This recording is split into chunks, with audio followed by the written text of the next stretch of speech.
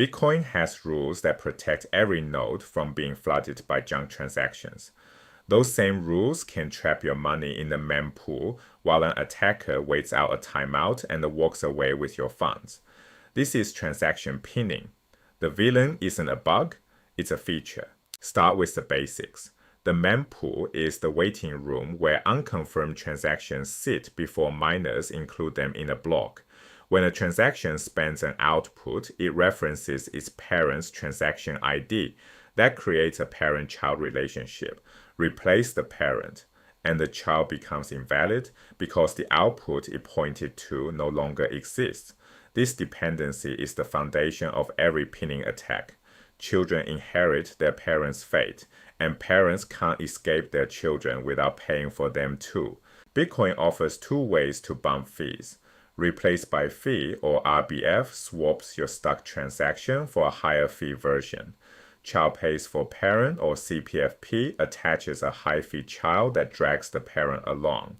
RBF has a strict rule. The replacement must pay more total fees than the original transaction, plus all its descendants combined. Miners need this. Replacement throws the entire subtree out of the mempool, and they must remain profitable. This rule sounds reasonable. Watch what an attacker does with it. Alice broadcasts a 100 VByte payment to Bob at 1 Satoshi per VByte. That's 100 Satoshis in fees. A VByte is Bitcoin's unit of transaction weight. Bob doesn't want this payment to confirm yet. Maybe he's running a scam and wants Alice's transaction stuck. So Bob takes the unconfirmed output Alice sent him and attaches a giant 100,000 VByte child transaction, also at 1 Satoshi per VByte. That child pays 100,000 Satoshis in fees. Now Alice wants to RBF her own transaction. The rule forces her to beat the entire subtree. She must pay more than 100,000 Satoshis, over 1,000 times her original fee. Pinning succeeds. Bob's giant child isn't free to create. It costs network resources. Bitcoin Core caps how large these transaction families can grow. The limits are strict. No more than 25 ancestors or 25 descendants for any single transaction. And the entire related package can't exceed 100,000 VBytes in total. Why these caps? Because every time a new transaction is added, the node has to recompute fee rates for the whole package. If you doubled the descendant limit, you quadruple the work. Think about it. 25 times 25 equals 625 related updates per single change. These limits exist to protect nodes from being overwhelmed, but as we'll see, they can also be turned into weapons. Here's the second flavor of pinning, and it's worse. Once a transaction hits 25 descendants or the chain reaches 100,000 VBytes, the mempool refuses to accept any more children. Nobody can attach a fee-bumping child. Not the attacker, not the victim, not anyone. CPFP is locked out by policy. This is catastrophic for Lightning. Lightning channels rely on pre-signed commitment transactions, signed months in advance that may be broadcast at unknown future fee rates with hard timeouts. If your counterparty broadcasts an old commitment and pins it with 25 junk descendants, you can't bump its fee, it can't confirm in time, and the timeout expires. They steal the channel balance. Anti-DOS protection becomes a theft vector. Carve-out is a narrow door. Lightning built a house around it.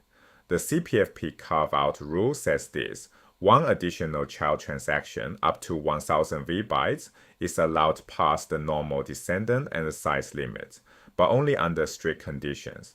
That child must spend an output of an unconfirmed parent that has no other unconfirmed ancestors.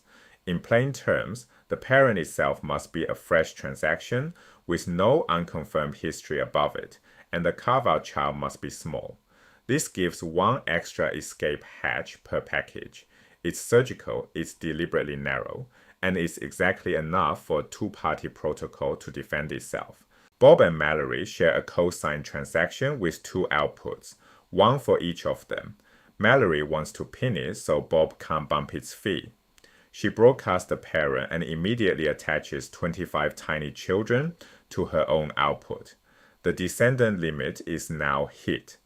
Under normal rules, Bob is stuck. He can't add a child to his own output because the package already has 25 descendants. He watches the fee market rise while his transaction sits unconfirmable.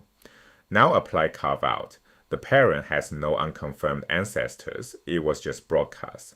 Bob attaches one small child under 1000 VBytes to his own output. That child is allowed through despite the descendant limit. Bob's child carries a high fee, drags the parent to confirmation, and Mallory's pin fails. Bob escapes through the carve-out door. The attack is neutralized. Carve-out is single use per package, one extra child, period. That works cleanly for two parties. Each gets a dedicated output, and only one will ever need the carve-out slot. It breaks down for three or more parties because they'd compete for the same single exception. This is why Lightning's anchor outputs exist.